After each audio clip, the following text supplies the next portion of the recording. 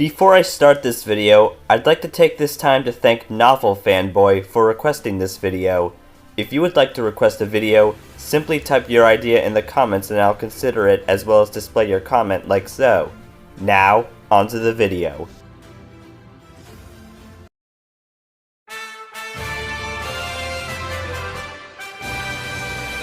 How many of you remember a book series called The Bad Guys by Aaron Blabey?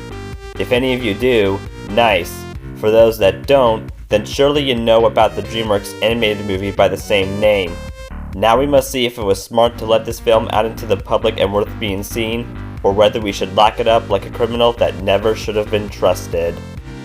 There's no way I'd discuss this thing whatsoever without a spoiler alert, because if I did, chances of me getting bailed are really low. Put on your good suit or dress and secure all your trinkets, for I'm starting this job, which will not go undone. Hey, I'm Owen, the fiction fanboy, and here's my review on The Bad Guys movie.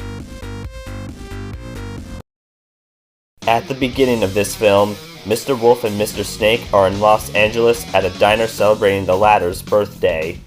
Those who are near them are afraid, since they're part of a gang called the Bad Guys. Once the duo departed, they rob the bank, and Wolf explains to us why he's doing what he did and introduces us to the rest of the crew. Wolf pickpockets, serves as a getaway driver, and breaks the fourth wall, whereas Snake is cynical, Miss Tarantula is a hacking expert, Mr. Shark is a master of disguise, and Mr. Piranha is a loose cannon and often farts. The Bad Guys escape Police Chief Misty Luggins and her forces, as well as help contribute to Snake's birthday and celebrate upon arriving at their lair full of stolen treasure. That being said, when the news was on the TV, the Bad Guys were offended by what Governor Diane Foxington said about them. Wolf convinces his team to steal the Golden Dolphin trophy she would receive at a gala from philanthropist guinea pig Professor Marmalade. A plan was put together, but got complicated for everyone, and the biggest one was Wolf trying to steal an old lady's purse, yet ended up saving her before falling to possible death, and because of that, she called him a good boy, and Wolf had a weird feeling going on. The heist nearly failed, but their escape did, so they were finally captured. Despite that, Wolf persuaded Foxington to let Marmalade do a reforming experiment on them.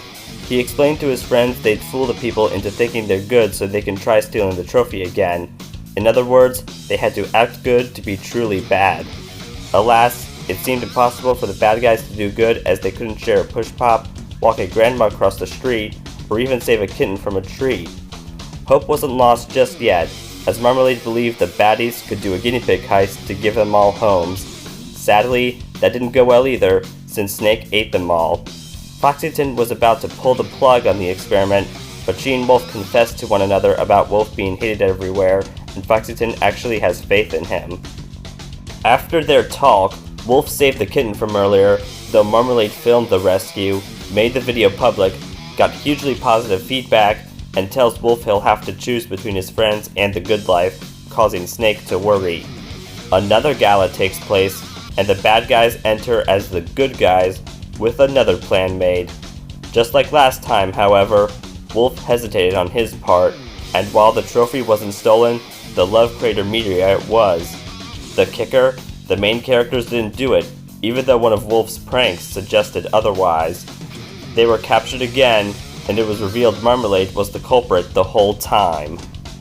He was the elderly woman from beforehand, the guy who stole the meteorite, which is really an ultimate power source for his big weapon, used the phrase "good boy" to trigger Wolf's strange behavior, and counted on the Bad Guys taking the blame. Wolf got mad, yet Marmalade opened the van door in time to trick everyone into thinking he's innocent. The pack was about to face prison, and as Wolf tried explaining that he doesn't want to be a criminal anymore, yet a mysterious figure called the Crimson Paw, who was actually Foxington, arrived to save them. While the jailbreak was accomplished, Snake was still upset at Wolf, and the rest of his squad thinks they can't change. As Wolf left with Foxington, his friends are shocked to see their lair empty, and the cause of that was Wolf giving away its location to Foxington before being taken away. Snake wanted the last push pop to himself, but noticed Shark starving, so he gave it to him, changing everyone's mind about possibly reforming except Snake's, at least that's what it seemed, who allied with Marmalade as he brainwashed the guinea pigs into stealing all the charity money for his benefit. Foxington tells Wolf she wanted to steal that trophy back then, but realized she did more harm than good, hence seeking to help instead.